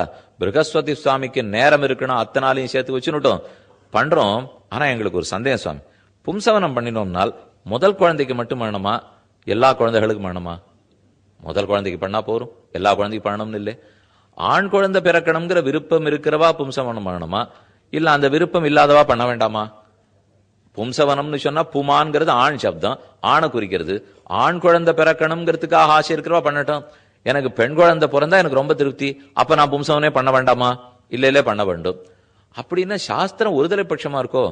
ஆண் குழந்தை பிறக்கணுங்கிறதுக்காக பும்சவனம் பண்ணுங்கிறது. அப்ப சாஸ்திரத்துக்கு கூட பேதம் இருக்கா, பாகுபாடு இருக்கா? ஆண் பெண்ணுன்னு போய் சாஸ்திரம் பார்க்கலாமா? ஆத்மாவை பார்க்க வேண்டிய சாஸ்திரம் ஆண் குழந்தைக்குன்னு ஒரு சடங்கை போய் வைக்கலாமான்னு அடுத்த கேள்வி வரும் இல்லையோ. கேள்வி இப்படி என்பது சொல்ல போறது இல்லை, கேள்வி மட்டும் ஞாபகம் வச்சுங்க. ஏன்னா எப்ப பும்சமானம் வருமோ அந்த 16க்குள்ள அப்ப இந்த கேள்விகளுக்கு பதில் சொல்றேன். அதனால நம்ம பண்ணணுமா வேண்டாமா அப்படிங்கிற சந்தேகம் வரும். ஆனா யாருமே சொர்க்கத்துக்கு போறதுக்காக ஜோதிஷ்டோமம் பண்ணணுமா வேண்டாமா கேட்கறது இல்லை, சந்தியாவந்தனம் பண்ணணுமா வேண்டாமா கேட்கல. ஆனா பும்சவனம்னு வரச்சே மட்டும் நமக்கு ரொம்ப நெருக்கமான கர்மான்னு தெரியறது. ஆனா அது பண்ணணுமா வேண்டாமாங்கிற சந்தேகம் இருக்கு. இப்ப நாம பார்க்க போற 16 கர்மங்களுக்குள் கிடுகிடுகிடுன்னு இருக்கிற 14 கர்மங்கள் வரை ரொம்ப சுலபம். அதுக்கப்புறம் 15வது கர்மா தான் விவாகம். விவாகம் முடிந்ததுன்னு 16வது கர்மா மரணம் அபரகாரியம். அதோட ரொம்ப சீக்கிரம் முடிச்சிட்டு சாஸ்திரம். முன்னுரை ரொம்ப பெரியது, விவாகம் ஆச்சு. அதற்கப்புறம் வேண்டியதுங்கிறது கர்ப்பாதானமோ குழந்தை பிறந்ததோ முதல்ல இருந்தே சொல்லிட்டு இல்லையோ. அதனால விவாகம்னு முடிந்தால் அடுத்தது அபரகாரியம்தான். இந்த காரியங்கள் எல்லாமே கிருஹ்ய சூத்திரங்களில் உள்ளன. கிருஹ்ய சூத்திரம்னா என்ன, தர்ம சூத்திரம்னா என்ன, ஸ்மிருதிகள்னா என்ன, இதை கண்டிப்பா நாம தெரிந்து கொள்ள வேண்டும். அப்ப இந்த 16 செய்யத்தக்கவை. இது இத்தனை நல்ல பலத்தை நமக்கு கொடுக்கும். அதிருஷ்டமா இருக்கேங்கிறதுக்காக நம்பிக்கை இல்லாமல் விட்டுவிடக் கூடாது. அதிருஷ்டமும் கண்டிப்பா பகவானே அதிருஷ்டம் தானே.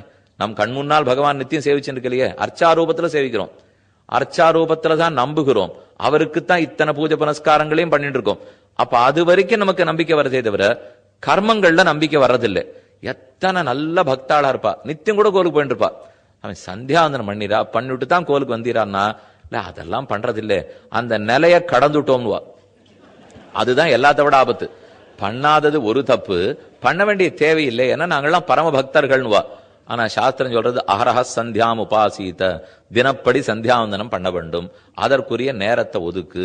சந்தியாஹீனஹா அசுச்சிஹி அனர்ஹா சர்வ கர்மசு. சந்தியாவந்தனமே பண்ணலேனால் அவனுக்கு சுத்தியே கிடையாது.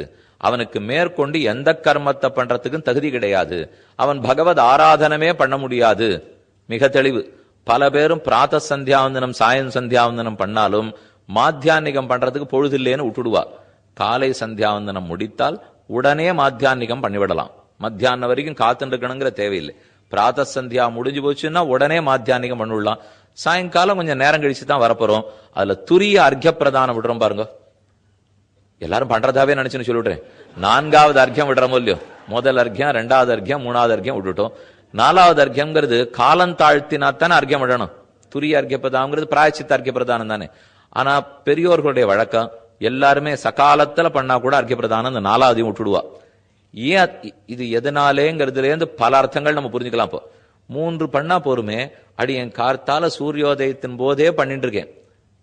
நேரத்தை கணித்து சந்தியாந்தனம் எப்ப பண்ணணும்னால் சூரிய உதயமாகும் போது காயத்ரி ஜபத்தில் இருக்க வேண்டும்.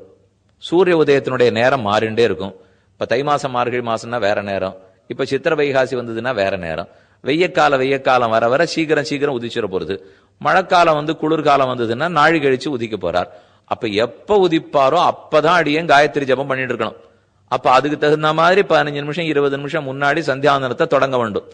ஒருவேளை நான் அதன்படி சரியாவே தொடங்கியிருக்கேன்னு வச்சுங்க, 5:45 ஆரம்பிச்சுட்டேன், 6 மணிக்கு சரியா சூரியோதயம் ஆறுது, 6 மணிக்கு அடியேன் ஜபம் பண்ணிட்டு இருந்தாலும் அப்படியே 4வது அர்க்கியா பிராயச்சித்தார்க்கியத்தை விழணுங்கிறா தெரிஞ்சவா.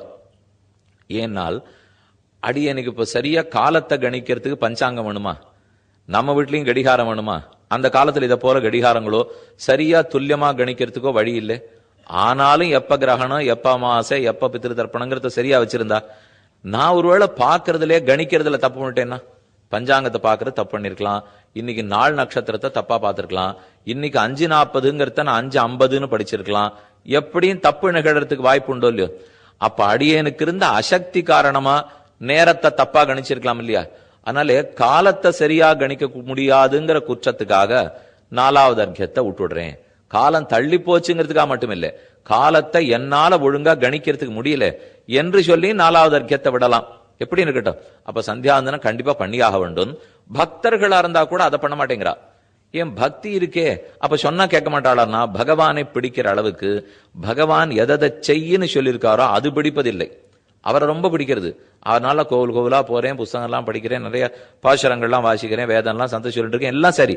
ஆனா அதற்குரிய கர்மங்கள் பண்ணுவதற்கு இன்னைக்கு இயலவில்லை. முக்கியமான காரணம், கர்மம் பண்ணணும்னு சொன்னால் அதுல ஒரு ஸ்ரத்தை வேணும். இதனால நமக்கு நன்மை இருக்கு, இதனால பகவானுக்கு பிரீத்தி ஏற்பட போறது, இதுதான் நமக்கு புருஷார்த்தம்ங்கிற ஸ்ரத்த வேணும். இது நமக்கு சிறந்த பலம், இது நமக்கு புருஷார்த்தம் அப்படிங்கிற எண்ணம் வந்துதானே அந்த காரியம் பண்ணுவோம். இப்ப எதுக்கு நித்தியப்படி இப்ப பள்ளிக்கூடத்துக்கு போறோம், போகிறச்சே ஒழுங்கா சீருடை எல்லாம் போண்டு வரணும், வாத்தியார்கள் கிட்ட எல்லாம் சரியா பேசணும், தப்பா பேசக்கூடாது, என்னென்னமோ ஒழுக்கங்களை எல்லாத்தையும் சொல்லிக் கொடுக்குறாளோ இல்லையா வாத்தியார்கள்லாம். அதெல்லாம் இதுக்கு படிக்க சொல்லும், படிக்கிறேன். இதை தவிர மத்ததெல்லாம் நான் இருக்க மாட்டேன்னு சொல்ல முடியுமா? படிப்பு மட்டும் இல்ல பள்ளிக்கூடத்துக்கு போறதுக்கு, அதோட சம்பந்தப்பட்ட எல்லாமே முக்கியமாச்சே. அதே போலத்தான் இங்கேயும் பெருமான பிடிக்கும் பக்தனார்க்கேன்னு மட்டும் சொன்னா போறாது, அதற்குரிய கர்மங்களை விடாம சரியா செஞ்சாதான் அந்த பகவானுக்கே பிரீத்தி ஏற்படுறது. அப்பதான் நமக்கு கைங்கரிய பிராப்தியே கிட்டும். எப்போதும் வேதங்களை வேதம் வேதாந்தம்னு பிரிப்பார்கள். இதனுடைய ரொம்ப விளக்கத்தை எல்லாமே போன வருஷம் நம்ம பார்த்துட்டோம். வேதம் என்ன சொல்லிருக்கு, என்ன பாகம், பிராமண பாகம் என்ன, ஆரண்யகம் என்ன, அதே போல சம்ஹிதா பாகம் என்ன, சாக்கை என்னங்கிறதெல்லாம் போன வருஷம் பார்த்துட்டோம். இப்ப அதுல இருந்து தொடர்ச்சி மட்டும்தான் பார்க்க போறோம். வேதம் வேதாந்தம். வேதம்ங்கிறது கர்மங்களை விசாரிக்கும், வேதாந்தம்ங்கிறது கர்மத்தால ஆராதிக்கப்பட்ட பிரம்மத்தை விசாரிக்கும். வேதம்ங்கிறது பூர்வ பாகம், வேதாந்தம்ங்கிறது உத்தர பாகம். அதுக்கு மேல இதிகாச புராணங்கள், ஸ்மிருதிகள், இதிகாசங்கள், புராணங்கள், இப்படி பாகம் வச்சுங்கோ. வேதம் வேதாந்தம். வேதங்கள் எல்லாம் கர்மத்தை பத்தி பேச வந்தவை. நாம் என்னென்ன செய்யணுங்கிற சடங்குகள் அத்தனை வேதத்தில் இருக்கும். அந்த சடங்குகளார ஆராதிக்கப்படுகிறாரே பகவான், அந்த பிரம்மத்தை பத்தி வேதாந்தம் சொல்லும். இதைத்தான் கர்ம காண்டம்னு சொல்றோம், பிரம்ம காண்டம்னு சொல்றோம். கர்மங்களை பத்தி வேதங்கள், பிரம்மத்தை பத்தி வேதாந்தம். இந்த கர்மங்களை சொல்ல வந்த வேதங்களுக்கு உபபிரம்மணங்கள்னு ஒரு பகுதி இருக்கு, அவற்றுக்கு தான் ஸ்மிருதிகள்னு பேர். பிரம்மத்தை சொல்ல வந்த உபனிஷத்துக்கள் அதான் வேதாந்தம். அந்த வேதாந்தத்துக்கு உபபிரம்மணங்கள் இருக்கு, அதுக்கு இதிகாச புராணங்கள்னு பெயர். ஒன்னு வேதம், அதற்கு நன்ன விளக்கம் சொல்றதுக்காக வந்த ஸ்மிருதிகள். மற்றொன்று வேதாந்தம், அதற்கு விளக்கம் கூறுவதற்கு வந்த இதிகாச புராணங்கள். எல்லாருக்கும் எது இதிகாசம்னு தெரியும், ராமாயணமும் மகாபாரதமும் இதிகாசங்கள். புராணங்களும் அனைவருக்கும் தெரியும், 18 புராணங்கள். இதெல்லாம் வேதாந்தத்தினுடைய அர்த்தத்தை நன்னா விளக்கி சொல்றதுக்காக வந்தது. இதிகாச புராணாபியாம் வேதம் சமுபமயேது பிபேத்யல்பஸ்ருதாத் வேதா மாமயம் பிரதரிஷ்யத்தின்னு ஒரு புராண வாக்கியம். நன்கு வேதத்தை தெரிஞ்சுக்கணும்னால், உபனிஷத்து அறிய வேணும்னால் இதிகாச புராணங்களையும் நன்கு படிக்கணும். படித்தாத்தான் அதன் அர்த்தமே நமக்கு புரியும். இப்ப வேதத்துக்கு ஸ்மிருதிகள்னு பார்த்தோம் இல்லையோ, ஸ்மிருதிகளுக்கு ஒரு காரியம் இருக்கு. அது என்ன சொல்ல வந்தது? நன்கு வேதத்தை நனவு வச்சிருந்து எழுதப்பட்டதெல்லாம் ஸ்மிருதிகள்.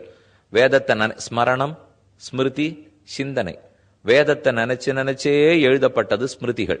வேதத்துக்கு ஸ்ருதிகள்னு பேர். ஸ்ருதி வேதமும் வேதாந்தமும். அந்த ஸ்ருதியை நினைத்தே மேற்கொண்டு எழுதப்பட்டவை ஸ்மிருதிகள். அப்ப வேதம் ஸ்ருதி, அதை நினைத்து எழுதப்பட்டது ஸ்மிருதி. இதத்தான் ஸ்ருதி ஸ்மிருதின்னு ரெண்டும் சொல்லுகிறோம். இதை சொல்லித்தான் ஒரு நாளும் நம்ம சங்கல்பம் பண்ணிக்கிறோம். எந்த சம்ஸ்காரம், எந்த கர்மா தினப்படி நம்ம சம்ஸ்காரம் பண்ணா கூட ஸ்ரௌத ஸ்மார்த்த விதி விஹித நித்திய கர்மானுஷ்டான யோக்கியதா சித்தியர்த்தம். புனல் போட்டுச்சு என்ன சொல்றோம்? பிரம்ம தேஜா அபிவித்தியர்த்தம் யஜ்ஞோபவீத தாரணம் கரிஷ்யே அப்படின்னு சொல்லி ஒரு சங்கல்பம் பண்ணிக்கிறோம் இல்லையோ. எந்த சங்கல்பத்திலையும் இந்த ரெண்டு தான் வரும், ஸ்ரௌத ஸ்மார்த்த விதி விஹித. இதை சொல்றச்சே எல்லாரும் இங்க எல்லாம் நிறைய ஸ்மார்த்தாள் இருக்காளா வைஷ்ணவாள் இருக்காளான்னு எனக்கு தோணும். அவளுக்கு இதுக்கு எந்த சம்பந்தமும் இல்லை. இப்ப ஸ்ரௌத ஸ்மார்த்த விதி விகிதனால் ஸ்ருதி விதிக்கிறது, ஸ்மிருதி விதிக்கிறது. அப்ப ஸ்ரௌத விதி ஸ்மார்த்த விதி. ஸ்மார்த்தன் ஸ்மார்த்தனால் இன்று நாம சொல்லிட்டு இருக்கிற அர்த்தத்தில் இருக்கிற ஸ்மார்த்தாளை பத்தி அது சொல்ல வரல. ஸ்மிருதியின்படி யாரெல்லாம் நடக்கிறானோ ஸ்மார்த்தன், ஸ்ருதியின்படி யாரெல்லாம் நினைக்கிறானோ ஸ்ரௌதி. அப்ப ஸ்ரௌதி ஸ்ருதியின்படி நடக்கிறார், நன்கு அர்த்தத்தை கிரகிச்சிருக்கார், வேதங்களை எல்லாம் அத்தியனம் பண்ணியிருக்கார். ஸ்மார்த்தர் ஸ்மிருதி சொன்னபடிக்கு நடக்கிறார். அதனால இதுல வைஷ்ணவர்கள் ஸ்மார்த்தர்கள் பாகுபாடு கிடையாது. ஸ்மிருதி படிக்கு யார் நடந்தாலும், இது மாத்வாள் சங்கல்பம் பண்ணிட்டாலும் ஸ்ரௌத ஸ்மார்த்த விதி விகித தான், வைஷ்ணவால் சங்கல்பம் பண்ணிட்டாலும் ஸ்ரௌத ஸ்மார்த்த விதி விகித தான். இன்னைக்கு ஸ்மார்த்தர்கள்னு சொல்லிட்டு இருக்கோமே, அவர்கள் சங்கல்பம் பண்ணி கொண்டாலும் ஸ்ரௌத ஸ்மார்த்த விதி விகித தான். அதனால 3 பேருக்கு இதுல வித்தியாசம் கிடையாது. இங்கு யார் கூடியிருந்து கேட்டினாலும், இங்க பிராமணர்கள் இருக்கட்டும், கத்திரியர்கள் இருக்கட்டும், வைசியர்கள் இருக்கட்டும், யார் இருந்தாலும் சரி, எல்லாருக்குமே சம்ஸ்காரங்கள் உண்டு. மாறுபடலாம், செயல்முறை மாறுபடலாமே தவிர அனைவருக்கும் சம்ஸ்காரங்கள் உண்டு. அதே பிராமணர்களுக்குள்னு பார்த்தோம்னால் மாத்வர்களா இருக்கட்டும் அல்லது ஸ்மார்த்தர்கள், விசிஷ்டாத்வைதிகளோ அத்வைதிகளோ துவைதிகளோ யாரா இருந்தாலும் 16 சம்ஸ்காரங்கள் பொது. எல்லாருக்குமே இதிகாச புராணங்கள் பொது, ஸ்மிருதியும் பொது, ஸ்ருதியும் பொது. அதனால அந்த பொதுங்கிறத நம்ம முதல்ல மனசுல வாங்கிக்கணப்போ பொதுவான ஒரு மேடையில தான் இருக்கும். அவரவர்கள் சம்பிரதாயம் அவவாளுக்கு முக்கியம். ஜீவைஷ்ணவாளா இருக்கட்டும், ஸ்மார்த்தர்கள் ஸ்மார்த்தர்களா இருக்கட்டும், மாத்வர்களா இருக்கட்டும், அது அத்தனை அவரவர்கள் இல்லத்துக்குள் அவாவா எப்படி பெருமாளை போய் சேர்றோம்ங்கிறது அவனவனுடைய முடிவு. அதன்படிக்கு அவாவா இருக்கலாம். ஆனா மொத்தமா பார்த்தா இது வைதிக மார்க்கம், சனாதன மார்க்கம். அதுல இருந்து நாம் ஆறு பிறழ்ந்தோ அதுக்கு ஒரு குந்தகம் வர்ற அளவுக்கோ நடந்துடவே கூடாது. அது இன்னைக்கு இருக்கிற நிலைன்னு பார்த்தீங்கன்னால் இந்த நினைவு நம்ம அனைவருக்கும் இருக்க வேண்டியது ரொம்ப முக்கியம். நாம மொத்த பேரும் வேத மார்க்கத்தை சார்ந்தவர்கள், இதிகாச புராணங்களை சார்ந்தவர்கள், ஸ்ருதி ஸ்மிருதியின்படி நடப்பவர்கள். இதற்கு குந்தகம் விளையாம நாம ஒத்தொத்தரும் நடந்து கொள்ள வேண்டும். அதற்கு பிற்பாடு அவரவர்கள் விஷ்ணுவை பிடிக்கணும்னா வணங்கட்டும், முருகனை பிடிக்கணும்னா வணங்கட்டும், சிவனை பிடிக்கணும்னா வணங்கட்டும், அது அவரவர் விருப்பம். ஆனா வேத மார்க்கத்திலேருந்து மாறுவது கூடாது. இப்ப நான் அடியன் சிவைஷ்ணவன்னு சொன்னால் எப்படி இருக்கணுமோ அப்படித்தான் இருக்க முடியும். அவர் ஸ்மார்த்தர்னு சொன்னா அவர் எப்படி இருக்கணும், அவர் ஆச்சாரியன் சொல்றாரோ அப்படி இருக்கட்டும். அவரவர்கள் ஆச்சாரியன் முக்கியம். அவாவா ஆத்மா சரீரத்தை காட்டின்னு வேறுபட்டதுங்கிறது மொத்த பேரும் ஒத்துண்டது. இதுல எந்த வைதிகனுக்கும் மாறுபட்ட கருத்து இல்லை. கர்மத்தினால பிறக்கிறோம், கர்மத்தை முடிச்சுட்டு முக்தி அடையணுங்கிறதுலையும் யாருக்கும் விரோத மனப்பான்மையும் இல்லை. அப்ப இந்த பொதுவானவர்களை நாம பற்றி கொள்ள வேண்டும். யாரும் சங்கல்பம் இதேதான் பண்றோம். ஸ்ரௌத ஸ்மார்த்த விதி விகித நித்திய கர்மானுஷ்டானு சொல்றோம் இல்லையோ. அப்ப ஸ்ருதி சொன்னது எதேதே, ஸ்மிருதி சொன்னது எதேதே, இது ரெண்டே மட்டும்தான் உண்டு. ஆனா அதுக்கப்புறம் வந்த இதிகாச புராணங்கள் ஸ்ருதியிலும் ஸ்மிருதியிலும் என்ன கர்மங்கள் சொல்லப்பட்டிருக்கோ, இந்த நாளைக்கு இப்படி வச்சுக்கேன், இந்த தேசத்துக்கு இப்படி வச்சுக்கேன், இந்த குலத்துக்கு இப்படி வச்சுக்கேன், இந்த ஜாதிக்கு இப்படி வச்சுக்கேன்னு அதுகளெல்லாம் அதனுடைய சுபாவத்தை போட்டு கொடுத்தது. கர்மத்தை அது சொல்லவே சொல்லாது. ஆனா அந்த கர்மத்தை இப்படி பண்ணிருக்கலாம்ங்கிற சுபாவத்தை இதிகாசங்களும் புராணங்களும் கூறும். என்னன்னு சொல்றச்சே ரொம்ப சுலபமா உங்களுக்கு புரிஞ்சு போடும். இது இப்படின்னு சொன்னா தான் கஷ்டமா இருக்குமே தவிர ஒரு உதாரணத்தோட சொன்னோம்னா எதுவும் சட்டுன்னு புரிந்து விடும். ஆக இப்ப நாம் பார்த்தது ஸ்மிருதிகள், ஸ்மிருதிகளுக்கு மேலே இதிகாச புராணங்கள், ஸ்ருதிகள். முதல்ல சொல்லப்பட்ட வகை ஸ்ருதி வேதங்கள். அந்த ஸ்ருதியை நினைத்து நினைத்து எழுதப்பட்டவை ஸ்மிருதி. ஸ்மிருதிகளை 3 வகையா பிரிச்சுடலாம். இத்தனை கண்டிப்பா நீங்க ஞாபகம் வச்சுக்கணும். இப்போ வச்சுட்டா தான் நாளைக்கு சொல்ல போறதும் நாளைக்கு சொல்ல போறதும் புரியும். ஸ்மிருதிகளை பிரித்தால் ஆச்சாரத்துக்குன்னு இருக்கிற ஸ்மிருதிகள், விவகாரத்துக்குன்னு இருக்கிற ஸ்மிருதிகள், பிராயஷ்சித்தத்துக்கு இருக்கிற ஸ்மிருதிகள். ஏன்னா இந்த 16 சம்ஸ்காரங்களும் ஹிந்துக்கள்னு இப்ப சொல்றோம் இல்லையோ, அதனால சனாதன தர்மிகள்னு சொல்லுவா. இப்ப பொதுவா ஆங்கிலேயர்கள் வந்த காலத்திலேருந்து வைக்கப்பட்ட பெயர், இப்ப நமக்கு ஒன்னும் குறைச்சல் இல்லை. இப்போ பேர் என்னவா வேணா இருக்கட்டும், அந்த பேருக்கு அர்த்தம் இதான். இப்போ சனாதன தர்மத்தை பற்றினவா, வேத மார்க்கத்தை ஸ்ருதி ஸ்மிருதிகளை பின்பற்றக்கூடியவர்கள். அதுகளை இந்த மாதிரி 3 ஸ்மிருதியை பிரிக்கிறா. ஆச்சாரத்தை சொல்ல வர ஸ்மிருதி. அந்த ஸ்மிருதிகளுக்குள்ளதான் இப்ப நாம பார்க்க போற 16 சம்ஸ்காரங்கள்ல அனாகமா வந்துடும். ஆச்சார விசாரம்னு சொன்னா நான் வாழ்க்கையை எப்படி நடத்திக்கிறேங்கிறது தானே. பிறந்தன்னிலேருந்து போரன்னி வரைக்கும் என்ன ஆச்சாரம், என்ன அனுஷ்டானம்னு சொல்ல வந்தது ஆச்சாரத்தை சொல்ல வந்த ஸ்மிருதிகள். அதுக்கு அடுத்தது விவகார ஸ்மிருதி. நீதி, வாழ்க்கை, சமூகம், வியாபாரம் இதெல்லாத்தையும் சொல்லக்கூடியது விவகார ஸ்மிருதி. அது நாரத ஸ்மிருதி, முக்கியமான ஸ்மிருதி. அதை பற்றி அவர் எழுதி வைத்தார்.